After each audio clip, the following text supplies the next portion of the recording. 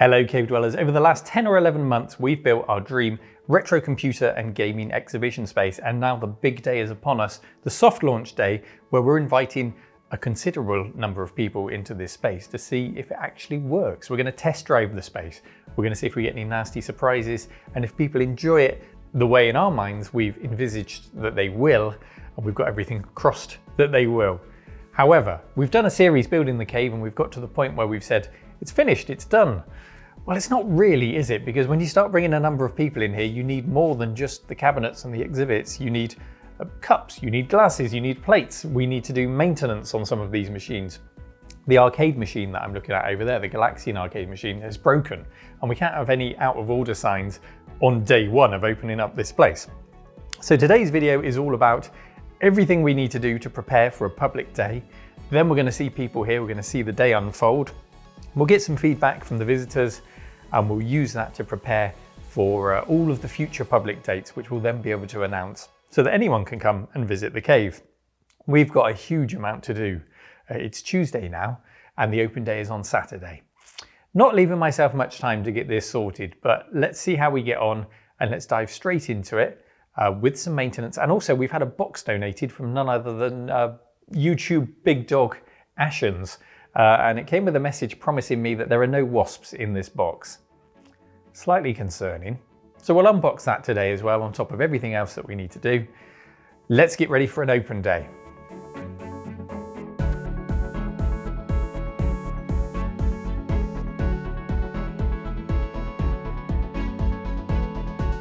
Okay, here's the breakdown of what I need to do in its most basic form: maintenance, essentials, experience, comms, and testing. On the maintenance side, the Sharp X68K. It's not preserving any of its settings, which means it forgets where the hard drive is, which means I can only really play games from floppy disk, so we need to sort that out. The arcade, not working. We'll investigate that further. The compact PC, like the X68K, the battery's gone, so we need to swap that out. So a bit of maintenance work to do there.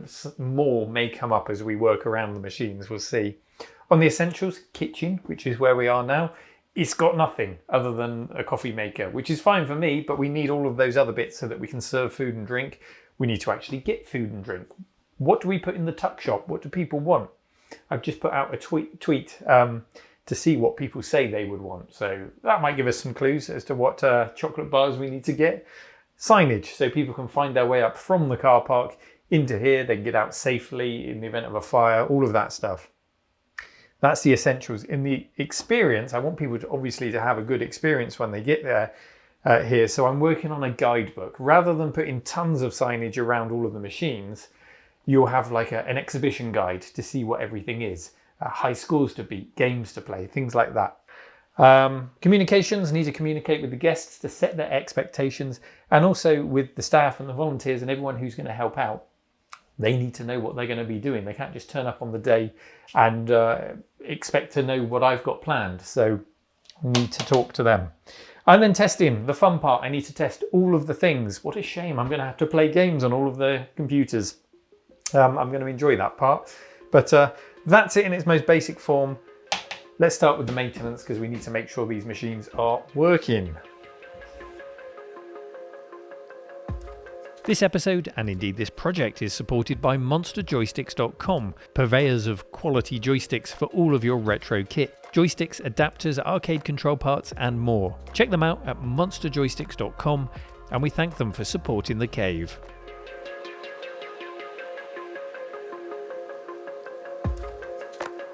This Galaxian arcade cabinet is a real treasure here, and it needs to be enjoyed by people. A couple of months back it developed this fault. When you turn it on, you just get a bunch of zeros all over the screen, and if you look very closely, you can just about see a random sprite on the screen there too. Now, so much work had to go into this that you will get a separate dedicated video on its repair, so don't worry that we're going to go over it quite briefly today. But it involved not just fixing the fault, but making future maintenance easier and making a few things a little bit safer, like the power supplies and the cabling. Richard's exceptional electronic skills combined with his passion for these old machines made him the perfect man for the job. Our initial instincts were that the RAM on the board had been fried, so we went ahead and socketed them, as well as some other chips that commonly fail, to make future maintenance even easier. While Richard was working on that, Mark took on the job of the batteries. First on that beautiful Sharp X68000, which proved to be a bit of a pain to get into, but we did eventually find our way to the battery. Everything inside the machine looked to be in pretty good condition, so that was really nice to see. Hopefully it has many years of service to give us yet. The battery was then carefully taken out,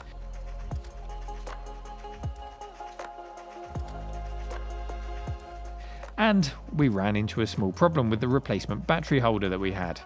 This holder is designed to stand upright, which would normally be just fine, but the position of the battery on the X68K is in the bottom slice of the tower, and that means that if we were to fit it as designed, we wouldn't be able to put the case back together.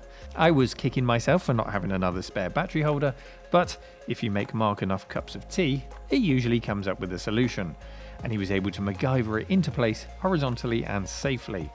And we can always swap that out again at a later date when I have my own lab area set back up again and proper stocks. I really do miss that, and now that the cave is operational, it's essential that I get a dedicated maintenance area set up. So we'll put that all back together again, and now it boots straight into the SCSI to SD storage device, and it remembers to do that even after it's switched off overnight. No more lost settings, which is great, and the external hard drive caddy sits neatly out of sight in the cable tray under the desk, which is really handy.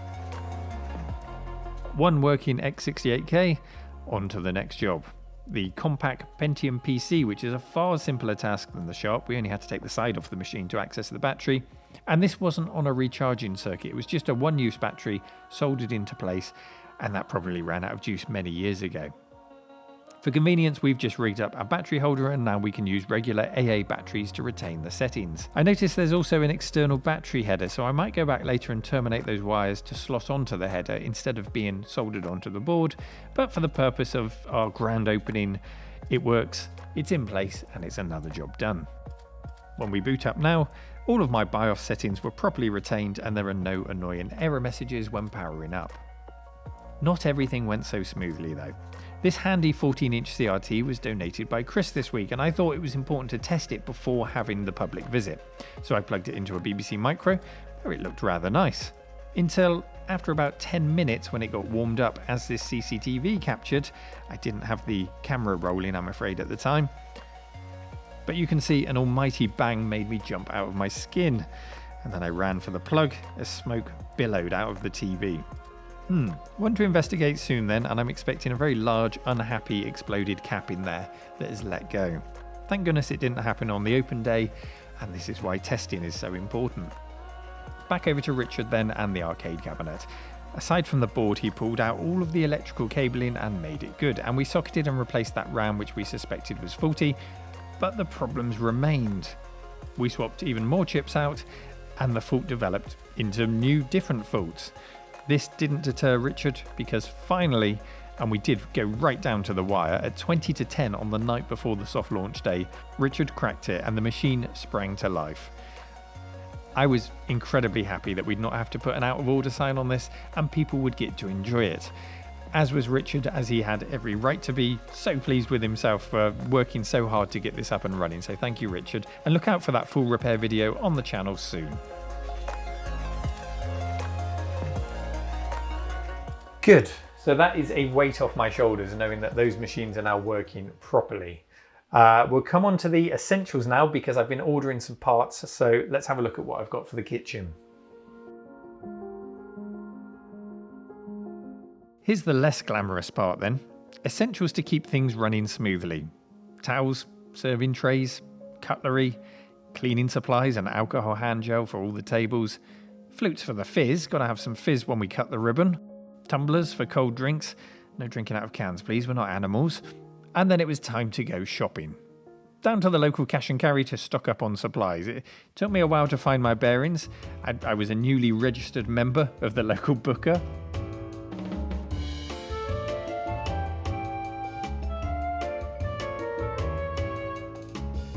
And I soon located the king of all snacks, Tunnock's tea cakes.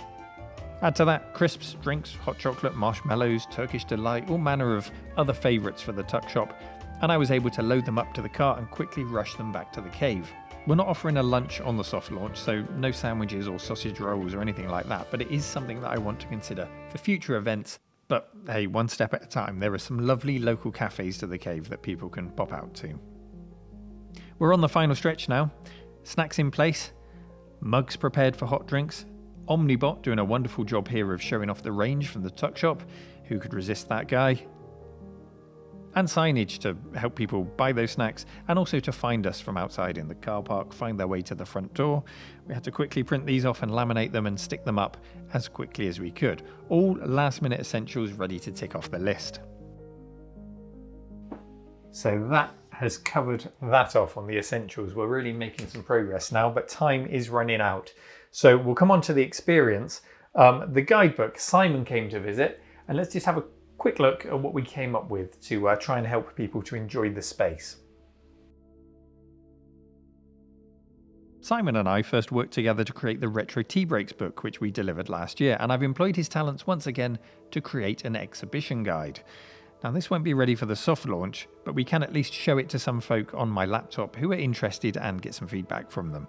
It will be available digitally or printed, and it will change a couple of times a year in line with the displays and the things on the cabinet and all of that stuff.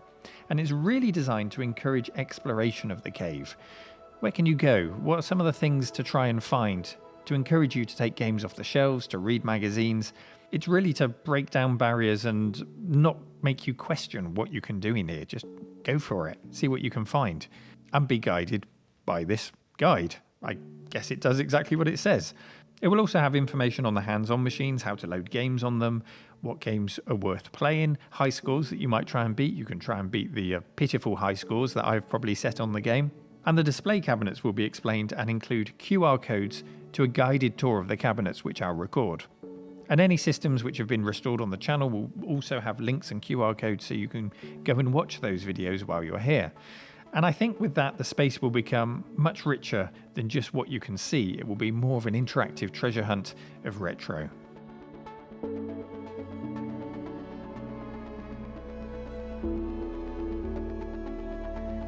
That's certainly something that's going to evolve, but we've at least got something for this weekend. Next, I had the quite enviable task of testing everything. Ready to go here, we have the PC Engine with multi-tap and EverDrive, X68000 with a hard drive full of games, Master System with a selection of cartridges. Over here, the Mega Drive with EverDrive and a couple of other carts you can put in. There's a Sinclair ZX81 with 3D Monster Maze on tape for the authentic loading experience. In the modern arcade, I've ripped out the old PC that was in there and replaced it with a Mr. Multi-System and a choice of arcade cores. Then down here is the Commodore 64, Amiga 600, Atari ST, ZX Spectrum, Amstrad CPC 6128, Atari 800 XL, Pioneer Laser Active, BBC Micro and Philips CDI. And the Amiga and Atari have a null modem cable for some cross-platform multiplayer fun. Representing the PCs is a 486DX4100, a Pentium 200 MMX and a Pentium 4. Over in the console corner is the Mr. Multi-System on a 27-inch Sony PVM. Another multi-system lives in the shop kiosk, and I've got some good plans for that in the future. No spoilers, watch this space, but we're going to do something really fun with that shop kiosk display. So one last thing before we can open up to the public, and that was that box that Ashens sent to us to take a look at inside and see if we can use any of it for the launch day. And we start off with some Ashens merch, of course, a couple of books for the library, Attack of the Flickering Skeletons, and also a copy of its prequel, Terrible Old Games You've Probably Never Heard Of. I think people will definitely enjoy them in the library area. A collector's edition of his movies on Blu-ray. That includes his films The Polybius Heist and Quest for the Game Child, as well as a behind-the-scenes documentary. I've not seen that behind-the-scenes documentary, so I'll look forward to seeing that. And then there was just a big old selection of 8 and 16-bit games that just kept coming and coming out of the box, loads of them. It was great fun seeing what would come out of the mystery box next. And when I got to the bottom of the pile, this is what the collection looked like. There's some lovely big box Amiga games which are ripe for display in the fake shop. We've got Clamshell, we've got double cassette and compilation packs for the ZX Spectrum, including the Dixon's Premiere Collection, which really gave me a nostalgia hit. I remember that vividly sitting on the shelves as a kid. All sorts of great stuff to bulk out and rotate the displays here and keep it fresh for visitors. So thank you very much indeed, Stuart. I'm blown away by your generosity, and thank you very much, sir. Next up, it's the comms. I've contacted all of the guests, and Mark and Dean and I have all had a chat. So we've all got a good idea as to how this place is going to run. We've also got Lily and possibly Martina's going to help us out with things as well. Lily, who's worked so hard on putting the library together, so she's going to be watching that like a hawk. You better put those magazines back in the right place or you'll be in trouble. So comms is all sorted. I don't think we can be any more prepared. And the only way we're going to learn what else needs to be done is to have the open day, to get that feedback, to see what goes wrong, to see what people like and what they don't like. So, cue Saturday and hopefully people arriving in the car park.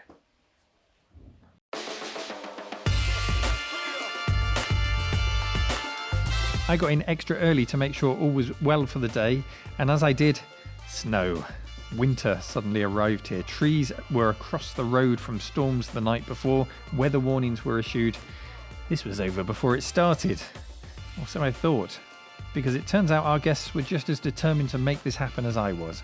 And while we delayed the ribbon cutting for an hour or so to allow people extra time to tackle the horrible conditions out there, they virtually all made it, and I was astonished and so grateful to them all. Thank you, everyone.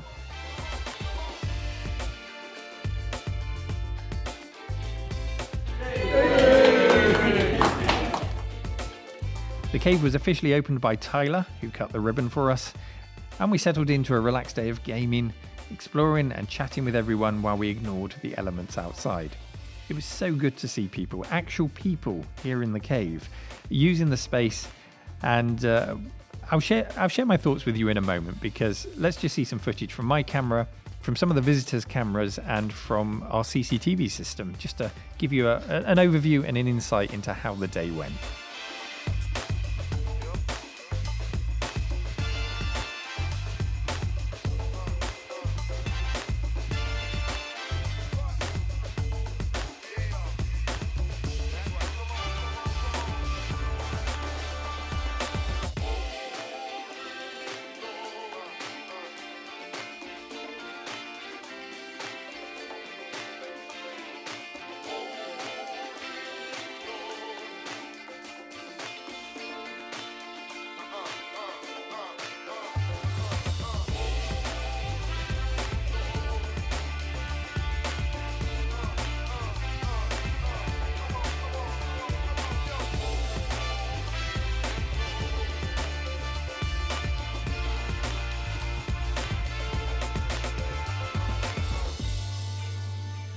And you know what?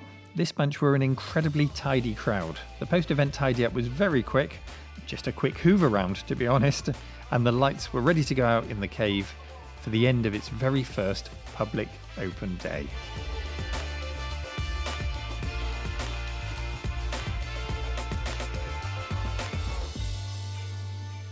Well, it's been a few days since the event. I've recovered. I was exhausted, I have to say, from the effort in the build-up and the nervous energy of getting through the event. But on the whole, despite those nerves, it was a pretty relaxed event, and everyone seemed to just settle into it, enjoy the space, and move around the space in the way that we kind of expected them or hoped that they would have moved around in the space. There were no pinch points. People were socializing in all the areas. Console corner didn't get too overcrowded. People were happy to share and enjoy and play some 4-player games on there. It all went incredibly well, except for a couple of problems. We did lose a television. One of the Sony televisions went pop towards the end of the day, and that really highlighted the need to have 1, 2, 3, a whole rack full of spare televisions, I think, so we can quickly pull them out and get them back in, as well as spare machines. This shouldn't come as any surprise. It's just that we haven't got them lined up yet. So I'm going to build a new rack and dedicate it to that so we can quickly swap things out. And that fabulous Galaxian arcade machine made it through the day to 4 p.m. And then I kept the event going for an extra half hour to allow for the snow and the late arrivals and just make it a bit nicer for everyone. And it was in that extra half hour that it went pop. We lost it again, popped up with a bad RAM error. There is still one original RAM chip in there, so it could be that went. It could be that there's still something wrong with the power circuit that's caused a spike and made that go, or even, killed some of our new chips that we put in there. We're going to revisit it, and we're going to include that in the dedicated episode to repairing it. So it's just going to make for a more interesting episode, and as I said, people really did enjoy that, especially the younger audience here. They had Unreal Tournament on the Pentium 4 next to it, and the younger kids really seemed to enjoy that. I guess it was a much more familiar FPS style game for them, so they could just jump on that. As they were taking turns one at a time, you'd have one on Unreal and one on Galaxian to pass the time. And they were setting some good scores on there. It was getting a really good workout, that machine, when it was working. So we'll get it back up and running soon. Anyway, there's lots to reflect on. We will get the public dates up soon on the website. Since the event, this new COVID variant has popped up, and there are considerations to take into mind for that in running public events and running them safely moving forward. So we do need to take that into consideration. So give us a bit of time. We're going to aim to have dates throughout 2022, guest speakers, special events, normal just come and play open days. There will be all kinds of options for you. We just need to figure it all out, and then it will happen soon, I promise. All feels a bit empty in here now on my own since seeing it full of people. It's got a very different atmosphere, and I already miss it. I already miss the buzz of it being full of people and everyone enjoying it. And I can't wait for it to happen again. Hope I'll see you here soon, sometime. As always, thank you for watching. Take care, and bye-bye, everyone.